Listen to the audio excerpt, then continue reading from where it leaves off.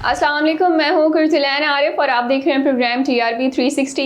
नाज़रीन, वज़ीर आज़म शहबाज शरीफ ने आखिरकार आवाम से ख़िताब कर भी लिया और ये ख़िताब उस वक्त किया है जब उन्होंने आवाम पे पेट्रोल बम गिराया है। लेकिन बात सिर्फ उन्होंने इतनी सी की है कि एक सब्सिडी बता दी है लोगों के लिए। तो वो क्या सब्सिडी है, क्या रिलीफ पैकेज है, आज उसी हवाले से बात करेंगे। हमारे साथ मौजूद हैं शबीर हुसैन, प्रोग्राम में वेलकम करेंगे। अस्सलाम वालेकुम। वालेकुम अस्सलाम। शबीर साहब, ये बताइएगा कि शहबाज शरीफ ने जो है वो एक तो पेट्रोल की प्राइसेस बढ़ गई हैं, 180 पर लीटर हो गया है, तो इस हवाले से क्या कहेंगे? और उन्होंने एक सब्सिडी रिलीफ पैकेज का बताया है, तो उसकी ज़रा डिटेल्स बताएं।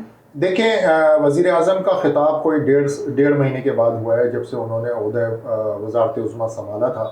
और लोग इससे पहले कोई 3 मरतबा ऐलान किया गया था कि वो खिताब करेंगे, लेकिन ऐसा सच हो नहीं पाया था। वो किसी न किसी वजह से मटीरियलाइज़ नहीं हो पाता था। कल उन्होंने जो पहला खिताब किया वो एक समझे कि एक हुकूमत के लिए बुरे वक्त में किया, क्योंकि वो एक तरह से पेट्रोल बम एक दिन पहले गिरा चुके थे आवाम के ऊपर। और 30 रुपए का एक साथ तारीखी इजाफा था। पाकिस्तान में कभी इतना बड़ा इजाफा पेट्रोल की प्राइसेस के अंदर नहीं हुआ है। तो वो एक अच्छा मौका नहीं था, लेकिन चले वो आए स्क्रीन पर। एक तो उन्होंने 9 बजे खिताब करना था, जो मरियम औरंगज़ेब साहिबा ने पहले टाइम बताया, और उसके बाद फिर वो 11 बजे खिताब शुरू हुआ। खिताब में भी टेलीप्रॉम्प्टर पता नहीं शायद काम नहीं कर रहा था, या उनको जो स्क्रिप्ट लिख करके दिया गया था वो ठीक नहीं था, क्योंकि वो फंबल बहुत मार रहे थे। बल्कि वो कह रहे थे ये गलत लिखा गया है, इसको ठीक करो, और इसको ये करो, और उसको वो करो। मुझे याद है इससे पहले एक मरतबा यूसुफ रज़ा गिलानी साहब बैसे थे, वज़ीर आज़म खिताब कर रहे थे, तो उन्होंने तो दाएं बाएं देखना शुरू कर दिया था, उनसे टेलीप्रॉम्प्टर पढ़ा ही नहीं जा रहा था। तो बेसिकली ये इशू हुआ कल उनके साथ। लेकिन चले 28 अरब रुपए का रिलीफ पैकेज है, जिसमें से 2000 रुपये फ़ी ख़ानदान जो बेनज़ीर इनकम सपोर्ट प्रोग्राम के अम्ब्रेला में है उनको मिलेगा, उस 28 अरब रुपए की सब्सिडी में से। और 400 रुपये का 10 किलो का थैला यूटिलिटी स्टोर पे आटे का मिलेगा। तो ये टोटल कंपोनेंट्स हैं सब्सिडी के। अब कितने लोग बिस्प के अंदर हैं, यानी कि बेनज़ीर इनकम सपोर्ट प्रोग्राम के अंडर हैं, मुझे नहीं पता। होंगे 2, 2.5, 3 लाख, 5 लाख, 10 लाख, 15 लाख, 20 लाख खानदान। तो अगर 20 लाख खानदान है, तो अगर 4 लोगों का वो किया जाए तो 80 लाख लोग बन जाते हैं। चलें, अच्छी बात है, 80 लाख लोगों को रिलीफ मिलेगा। आटे का थैला यूटिलिटी स्टोर से कितने लोग लेते हैं मुझे नहीं पता, मैं नहीं लेता, आप भी नहीं लेती होंगी, यहाँ हमारे कैमरामैन खड़े हैं ये भी नहीं लेते, तो अब पता नहीं कौन लेता है, लेते हैं लेकिन ज़रूर लोग, तो उनको मिल जाएगा ये रिलीफ।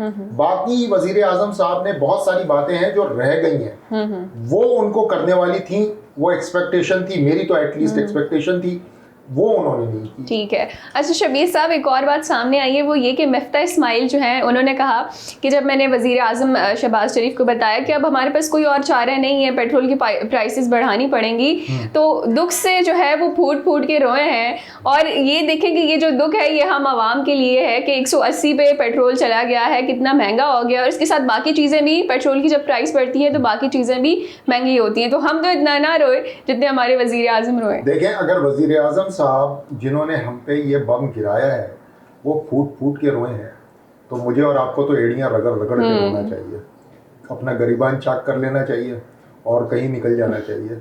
तो वो हम तो नहीं कर सकते, ये अफोर्ड नहीं कर सकते हम, क्योंकि हमने तो, वो वज़ीर आज़म हैं, हम उनकी रियाया हैं, हम शहरी हैं, तो हम पे तो ये लागू हो गया है कि अब उसमें अपना बजट टाइटन करें और मैनेज करें। मैं जितना कमाता हूँ अब मुझे उस 180 पेट्रोल के हवाले से अपने आप को मैनेज करके चलना है। आप जो कमाती हैं आप उस हिसाब से मैनेज करेंगी और चलेंगी, क्योंकि अब ये एक्सपेक्टेशन तो हम नहीं कर सकते कि वज़ीर आज़म साहब हमारे एड़ी रगड़ने से भी वो मान जाएंगे।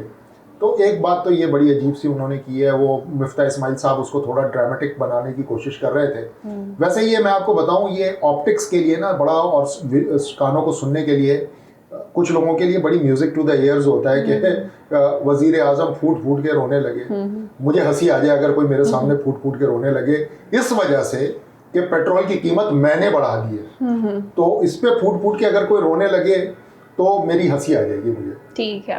अच्छा शबीर साहब, इसके अलावा हम देखते हैं कि इंडिया रूस से सस्ते दामों में पेट्रोल लेके अपनी आवाम को दे रहा है। तो जब इमरान खान का दौर था तो उन्होंने भी कुछ इस किस्म की बात की हुई थी पेट्रोल के हवाले से। तो अब हम देखते हैं कि हमारी ये जो प्रेजेंट हुकूमत है ये क्यों नहीं इस हवाले से सोच रही। देखिए बड़ी आयरनिक बात है, मुझे ना इस पर बड़ा दुख है। कल परसों मिफ्ता इस्माइल साहब ने जब प्रेस कॉन्फ्रेंस की, उन्होंने कहा कि कोई लेटर नहीं लिखा गया रूसी हुकूमत को कि हम सस्ते दामों पाकिस्तान पेट्रोल लेना चाहता है रूस से। फिर मुसद्दिक मलिक साहब ने एक प्रेस कॉन्फ्रेंस दी कल, उन्होंने भी यही कहा।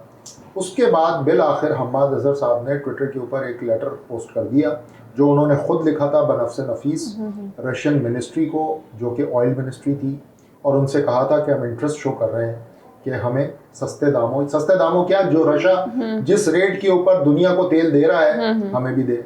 और वो जाहिर है कि इस वक्त इंटरनेशनल प्राइसेस से 30% डिफरेंस पे है, क्योंकि आपको पता है कि रशिया के ऊपर एम्बार्गो है, पूरी दुनिया उससे कुछ नहीं खरीद रही, तो वो जो उससे खरीदने की कोशिश कर रहा है वो उनको सस्ते दाम में दे रहा है, भारत ही कर रहा है।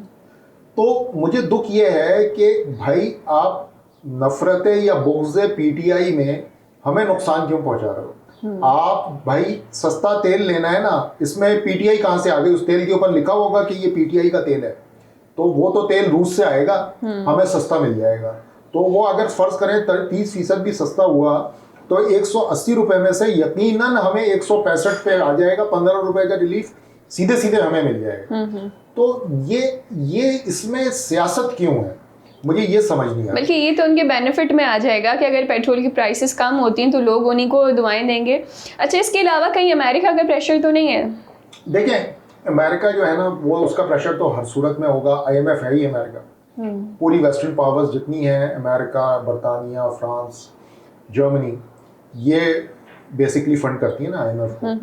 तो उनका प्रेशर तो होगा। आईएमएफ ने मेरे ख्याल में हमें शर्त में एक क्लॉज शायद ये डाल दे कि रूस से आपने कारोबारी नहीं करना, तो फिर ख़त्म। हम एडवांटेज भारत का क्या है? भारत का एडवांटेज ये है कि वो आईएमएफ के प्रोग्राम के अंडर नहीं है, हम आईएमएफ के प्रोग्राम के अंडर हैं, तो हमें ज़ाहिर है उनकी शराइत माननी पड़ जाती है। तो ये एक मसला है।